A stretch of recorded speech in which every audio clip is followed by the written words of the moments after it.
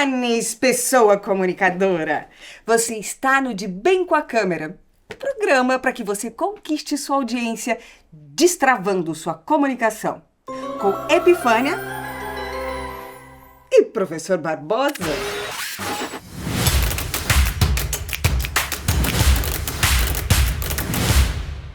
Hoje a gente veio aqui falar com você que tem o desejo de gravar vídeos, produzir conteúdos, mas teme um julgamento especial, o julgamento da sua família. Eu sei que você sente medo da desaprovação e só de imaginar essa crítica da família já desiste de iniciar o seu projeto diante da câmera. Eu sei também que o medo do julgamento e de decepcionar os outros bloqueia seu processo criativo. Essa preocupação com a exposição e o julgamento é mais comum do que você imagina, porque o que todos nós desejamos, de alguma forma, é corresponder às expectativas das pessoas que são importantes na nossa vida. E se expor em uma dimensão assim, tão grande quanto a internet, o mundo online, além da possibilidade de não corresponder às expectativas da família, ou mesmo de não obter sucesso com os conteúdos, gera insegurança e extrema ansiedade. Então, deixa eu te contar uma coisa, jovem aprendiz do mundo digital. Você não está canalizando seus pensamentos e energia no lugar certo. E daí, ao invés de produzir seu conteúdo para o mundo e para ajudar aquelas pessoas que realmente precisam ouvir o que você tem para dizer, você fica aí assistindo os conteúdos de outras pessoas que têm coragem. E muitas vezes, essas pessoas nem têm a mesma expertise que você. Ou seja, a mensagem delas nem é tão relevante quanto a sua. E você, que poderia estar fazendo a diferença no mundo, se prende ao medo do julgamento familiar. Ai, ai, ai. Mas a boa notícia é que eu posso te ajudar com isso. Porque eu sei que você se sente incompreendido e incompreendida, não é? Que quando busca uma saída atrás de respostas prontas e promessas, elas não se encaixam com seus anseios e não te ajudam a vencer esse obstáculo. Sabe por que eu posso te ajudar? Ora, Edson, porque eu sou a sacerdotisa do ridículo.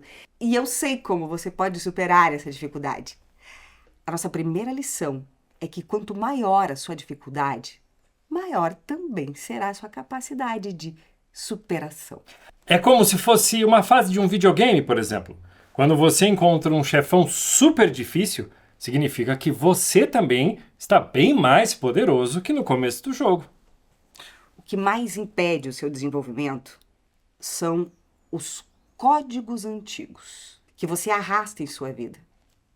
Mas a gente ainda vai explicar sobre esses códigos antigos em um vídeo próprio.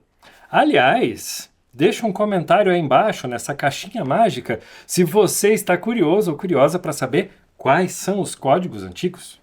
Mas voltando aqui, resumidamente, os códigos antigos são aquelas mensaginhas, aquelas percepções que estão gravadas poderosamente no nosso inconsciente e que nos fazem acreditar, eventualmente, que não somos suficientes, capazes, ou que não nascemos para isso. Ou ainda que não somos merecedores ou merecedoras do sucesso. O que eu quero te mostrar e o que eu vou te ensinar nessa jornada juntos é que o processo pode ser leve e divertido. Porque quando você entende o que fazer para eliminar, reprogramar os códigos antigos que te impedem de prosseguir em seus projetos, uma luz se acende, iluminando o caminho que você deseja trilhar. Agora, eu quero que você faça um exercício reflexivo comigo. Pode ser? Vamos lá. O conteúdo que você tem vontade de produzir é para quem? É para sua família? Acho que não, né? Por outro lado, o que você deseja produzir faria diferença na vida das pessoas? E na sua própria vida? Por fim, quanto você deseja realmente romper essa limitação? Veja, você precisa seguir com a sua vida e deixar a sua família seguir a dela. Claro, eu não estou dizendo que você deve parar de se relacionar com a sua família, mas sim parar de querer essa aceitação e deixar de fazer o que você acredita. E porque eu sei que você é capaz de superar aquilo que acredita ser uma limitação, eu vou contar uma história e depois indicar um filme para você se inspirar. Você já ouviu falar da Helen Keller? Aos 10 meses de idade, ela contraiu uma doença que a deixou surda e cega. Assim, surda e cega, ela era uma pessoa isolada em um mundo sem sons e sem imagens.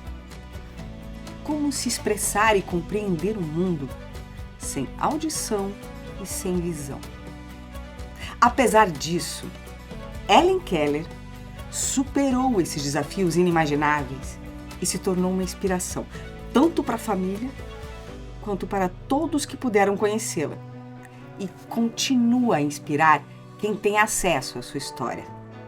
Com a ajuda de Anne Sullivan, uma professora dotada de conhecimento e empatia, a Helen aprendeu a se comunicar usando apenas o tato, através de um sistema de sinais inovador que permitiu que ela compreendesse o alfabeto e, portanto, pudesse ler e escrever. Com muita dedicação, desejo e trabalho duro, Helen se formou na Universidade Radcliffe e se tornou a primeira pessoa surda e cega a conquistar um diploma universitário nos Estados Unidos.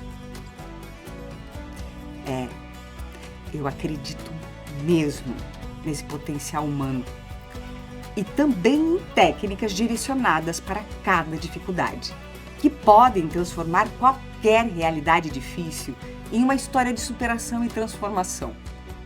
Além das suas conquistas acadêmicas, Helen se tornou uma grande escritora palestrante e defensora dos direitos e das pessoas com deficiência. A história dela é considerada uma das mais modernas histórias de superação, mostrando a força da determinação, da resiliência e da capacidade humana de triunfar sobre desafios aparentemente intransponíveis.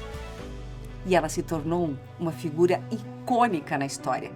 Qualquer pessoa pode transformar, sim, obstáculos em molas propulsoras para algo inimaginável.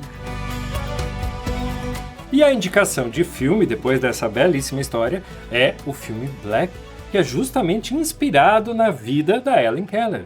Você consegue encontrar ele no YouTube e nós vamos deixar o link aqui no primeiro comentário fixado. Vai lá e assiste, depois de assistir esse vídeo aqui. Se a gente se importar demais com o que as pessoas pensam ao nosso respeito, nós tendemos a ficar patinando no mesmo lugar.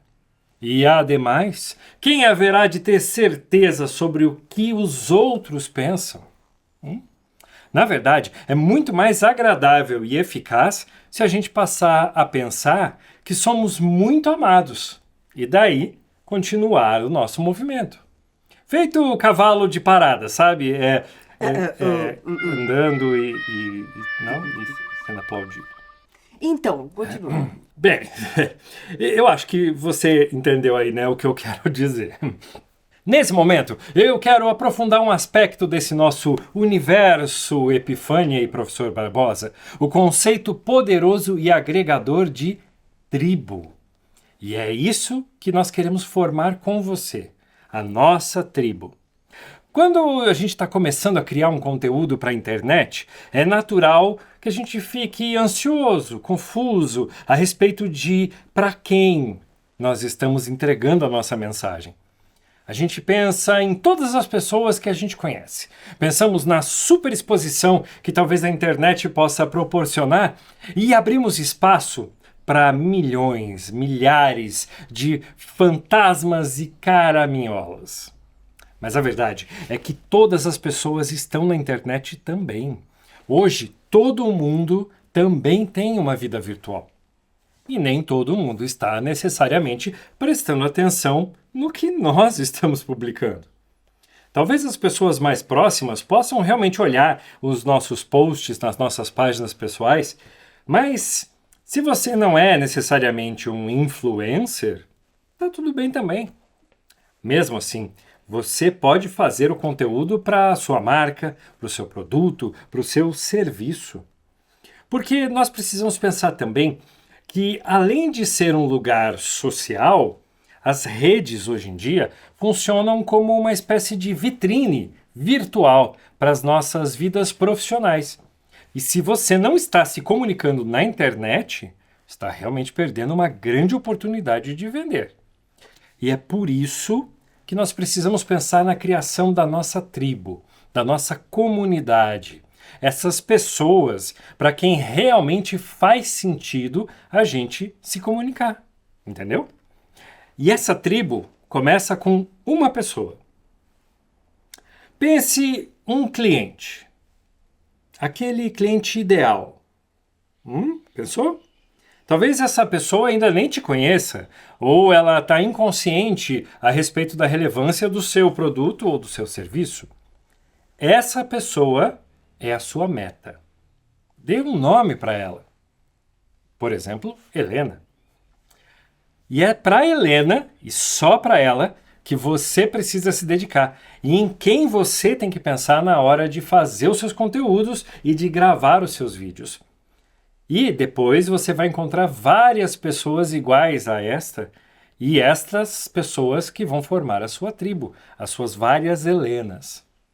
Eu sei que talvez fosse muito interessante pensar que aquelas pessoas que a gente ama, ou as pessoas que estão nos grupos que nós gostaríamos de ser acolhidos, que pudessem realmente vir aqui nas nossas postagens para nos dar os famosos biscoitos. Quer dizer, virem aqui para manifestar um carinho e uma aceitação para a nossa mensagem. Mas esperar por isso pode ser uma grande perda de tempo. Um atraso mesmo, sabe, na nossa caminhada. Vamos descobrir isso agora, numa história que a Epifânia vai contar para a gente e que trata justamente disso, do sentimento de pertencimento. A mamãe pata havia feito um ninho na folhagem, perto do velho castelo. Finalmente, após longa espera, os ovos se abriram. Um por um, e um após o outro surgiram lindos patinhos amarelos. Porém, de um dos ovos, em vez de um patinho amarelinho, saiu uma ave cinzenta e desajeitada, nem parecia um patinho. Para ter certeza de que ele era um patinho, a pata levou-o ao rio com os outros. Mas quando o viu nadar com naturalidade, suspirou aliviada. Era só um patinho, muito feio. Depois, já conformada com a aparência do patinho, levou os filhotes para o pátio do castelo. Todos parabenizaram a pata. Sua ninhada era realmente muito bonita. Aliás, comentaram, exceto um, o patinho das penas cinzentas. Ele é grande, esquisito e muito sem graça, falou o peru. Ele tem um ar abobalhado, né? Comentaram as galinhas. Tem cara de ser doente, diagnosticou o galo do castelo. Nos dias seguintes, as coisas pioraram. Todos os bichos, inclusive os irmãos, perseguiam o patinho feio. O patinho crescia só e desprezado. As galinhas o bicavam a todo instante e os perus o perseguiam com ar ameaçador. Mesmo a mãe pata já estava muito cansada, sem recursos para protegê-lo. Um dia, desesperado, o patinho feio fugiu. Queria estar longe de todos que o perseguiam. Caminhou, caminhou, caminhou. Ao entardecer, chegou a uma cabana. Como a porta estava entreaberta, ele conseguiu entrar, sem ser notado.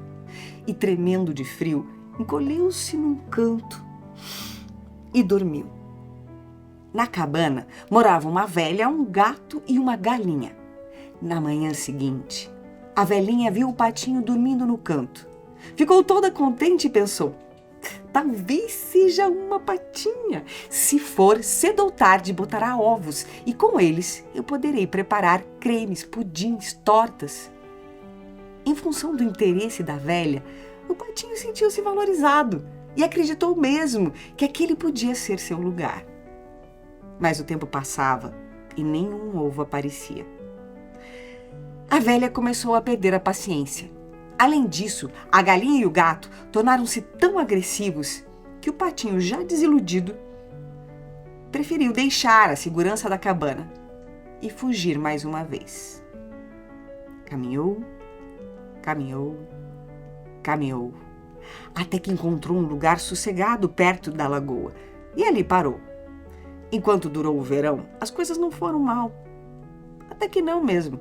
O patinho passava parte do seu tempo dentro da água e lá mesmo encontrava calor e alimento suficiente. Mas logo chegou o outono. As folhas começaram a cair, o céu cobriu-se de nuvens ameaçadoras. O vento tornava-se cada vez mais gelado. Certa tarde, o patinho viu surgir entre os arbustos um bando de lindas aves. Tinham as penas alvas, as asas grandes, um longo pescoço, delicado e sinuoso. Eram cisnes, vindo de regiões muito quentes. Logo, tempo depois, os cisnes lançaram uns estranhos sons e levantaram voo. O patinho ficou tão encantado com aquela revoada que, quando os viu desaparecer, sentiu uma grande tristeza, como se tivesse perdido amigos muito queridos. Não conseguia tirar do pensamento aquelas maravilhosas criaturas. E naquele momento, sentiu-se mais feio, mais sozinho e mais infeliz do que nunca.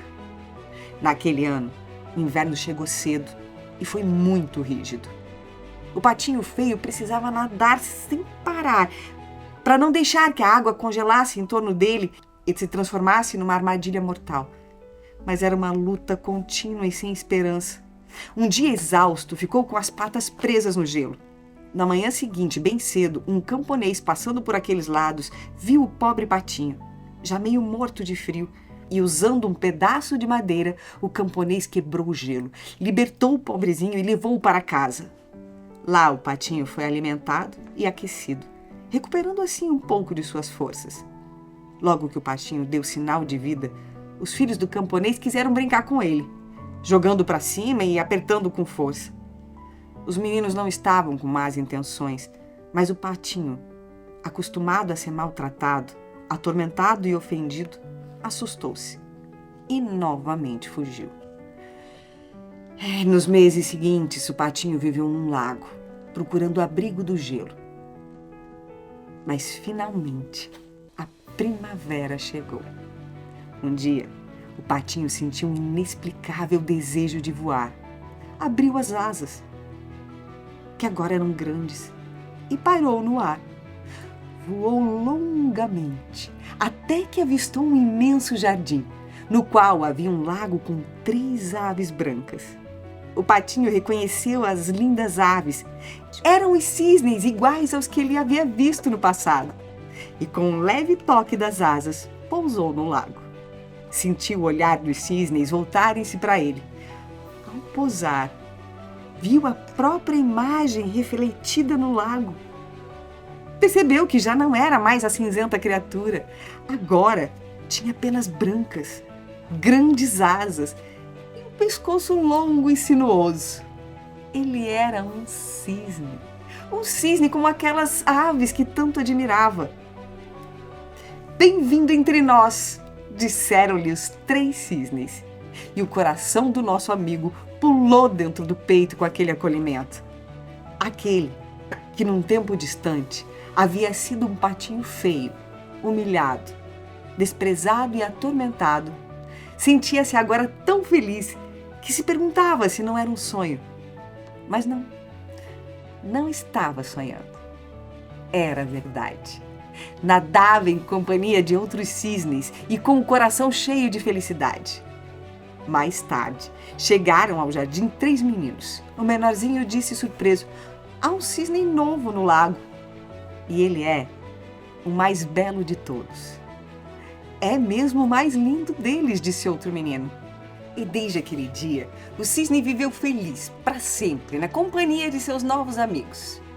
Foi assim que esse nosso amiguinho reconheceu sua verdadeira tribo. Entende? Essa dor de não nos sentirmos pertencentes não pode nos impedir de criar nossos conteúdos, porque então, talvez estejamos perdendo a oportunidade de nos conectarmos com aquelas pessoas que farão a real diferença nas nossas vidas. Mas eu sei que a dificuldade de identificar o público-alvo pode ser um desafio real para muitas pessoas. E para isso, eu tenho aqui nas minhas mangas algumas diretrizes para que você possa refletir e que podem trazer luz na hora de definir o público-alvo para quem você vai desenvolver os seus produtos. E a primeira delas é autoconhecimento. Reflita sobre os seus próprios conhecimentos, interesses e experiências. Pergunte-se sobre as suas áreas de especialização e o que motiva você. Compreender sobre as suas paixões e habilidades pode ser um ótimo ponto de partida para te ajudar a identificar o seu público-alvo. Outra diretriz: pesquisa de tópicos. Pesquise sobre assuntos do seu interesse e avalie quem está discutindo esses temas nas redes sociais, blogs ou fóruns. Identificar os grupos de pessoas que compartilham os seus interesses podem indicar também um público-alvo em potencial. Pesquisa de mercado. Você tem uma expertise ou uma ideia que você gostaria de compartilhar. Faça uma pesquisa de mercado para entender quem está procurando essas informações. Existem ferramentas online que podem ajudar a identificar tendências e demandas. Faça entrevistas informais. Converse com pessoas próximas ou colegas para entender o que eles acham interessante sobre o que você tem a dizer. Perguntas como: sobre que assuntos você gostaria de saber mais? Podem fornecer insights valiosos. E as caixinhas de perguntas e também incentivar as pessoas a deixar os seus comentários também ajuda bastante. Experimentação. Realize apresentações para diferentes grupos ou públicos para avaliar a receptividade do seu conteúdo. Isso pode ajudar você a refinar o público-alvo ao longo do tempo. Mais uma ideia: definir objetivos. Quais são os seus objetivos ao criar um conteúdo? Identificar os seus objetivos pode ser realmente esclarecedor para determinar quem precisa ouvir a sua mensagem. Por exemplo, se o seu objetivo for educar, o público-alvo pode ser bem diferente se o objetivo for inspirar ou entreter, por exemplo. Obtenha feedback externo. Busque feedback de colegas, amigos ou parentes e mesmo, principalmente, de outros profissionais da sua área depois de criar algum conteúdo. Essas pessoas podem ter percepções valiosas sobre quem pode parecer mais interessado na sua mensagem. Para encontrar nosso público-alvo para a criação da nossa tribo, estamos em aprendizado contínuo. À medida em que nos aprimoramos em criar conteúdos, a nossa mensagem vai sendo refinada e o entendimento sobre quem é a nossa tribo também vai evoluindo. Precisamos também desenvolver o senso de que a prática e a paciência é que vão ajudar a criar a nossa comunidade. Precisamos continuar caminhando, como patinho, na nossa jornada e fazendo sempre nosso movimento para nos conectarmos às pessoas ideais e assim construir nossa tribo forte. E nesse vasto oceano da internet tem uma ilha especial que se destaca. Ah, é? É, a comunidade engajada. É um lugar onde as pessoas compartilham ideias, aprendem umas com as outras e principalmente se apoiam. Mas o que realmente torna uma comunidade engajada tão poderosa? Vamos ver os benefícios transformadores de pertencer a esse universo online? Começando com o aprendizado contínuo. Uma comunidade engajada é uma fonte inesgotável de conhecimento. Os membros compartilham experiências, dicas e truques, promovendo o aprendizado constante para todos. faça a comunidade engajada, a tribo, trabalhar a seu favor, criando forma dos membros trocarem entre si, como, por exemplo, grupos do WhatsApp ou do Telegram. Mas cuidado, que estes grupos precisam de moderadores para impedir que pessoas mal intencionadas tratem mal ou tentem enganar os membros verdadeiros. Próximo aspecto é o apoio incondicional. Como no caso da ex-BBB Juliette e os seus cactos, em uma comunidade engajada, você encontra apoio emocional e prático. Seja para superar desafios ou celebrar conquistas, há sempre alguém disposto a estender uma mão amiga. Uma comunidade engajada amplifica a visibilidade do seu trabalho. Os membros compartilham conteúdo uns dos outros e um com os outros, expandindo o alcance e atraindo novos seguidores. Ou seja, a comunidade engajada vai ajudar a espalhar a sua mensagem para pessoas que ainda não te conhecem, através do famoso compartilhar. Aliás, já fica a dica, né? Compartilha aí o nosso vídeo. Uhum. Terceiro aspecto, networking poderoso. Conectar-se com pessoas que compartilham os seus interesses pode abrir portas inimagináveis. A comunidade engajada é uma plataforma para networking, colaborações e oportunidades profissionais. Parcerias dentro da comunidade podem levar a colaborações incríveis. Unindo talentos e recursos, membros podem criar projetos significativos e impactantes juntos. Sempre tem uma chance de sair um parceiro comercial de dentro da sua tribo. E o próximo item é o estímulo à criatividade. Trocar ideias com mentes criativas estimula a sua própria criatividade. A comunidade engajada oferece um ambiente para experimentação, inovação e desenvolvimento de novos projetos. Item 5. Motivação constante. Sabe aquele dia difícil? Aquele dia que você está se sentindo... sei. Sabe a pulga do cavalo do bandido? Pois então, a comunidade é um impulso de motivação. Compartilhar, por exemplo, metas e desafios com outros membros cria um ambiente de responsabilidade mútua, mantendo todos focados em seus próprios objetivos. Sentir-se apoiado e valorizado pela comunidade aumenta a autoconfiança. Esse empoderamento se reflete não apenas online, mas também na vida diária. E seguindo, vem o feedback construtivo. Ao compartilhar o seu trabalho com a comunidade, você recebe feedback valioso. Críticas construtivas ajudam a aprimorar as suas habilidades e a refinar o seu conteúdo. E por último, temos o senso de pertencimento. Igual o nosso patinho. Em uma última análise, uma comunidade engajada proporciona um profundo senso de pertencimento.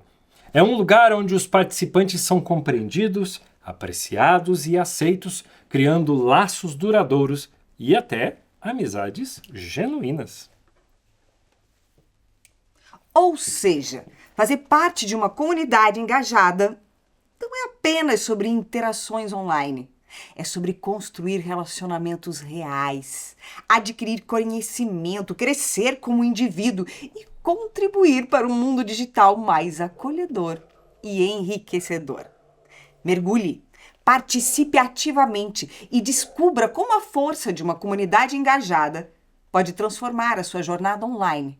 E além, juntos, podemos criar um ambiente virtual verdadeiramente inspirador. E por falar em comunidade engajada, vamos pensar junto agora no nome da nossa tribo? Sugiram aqui embaixo nos comentários. E a gente faz, de repente, um sorteio, uma magia, um feitiço para empoderar, para iluminar, para abençoar, para... eu não sei, eu me empolguei. Coloque aqui embaixo uma ideia para o nome da nossa tribo. A tribo de comunicadores que começa a se formar nesse instante. Espera, hein? E, claro, Deixa o seu like nesse vídeo, se inscreve no canal e lembra de seguir a gente nas outras redes sociais também, que os conteúdos lá estão bem poderosos. Esse foi mais um episódio do programa De Bem com a Câmera e a gente te vê no próximo vídeo. Pamé!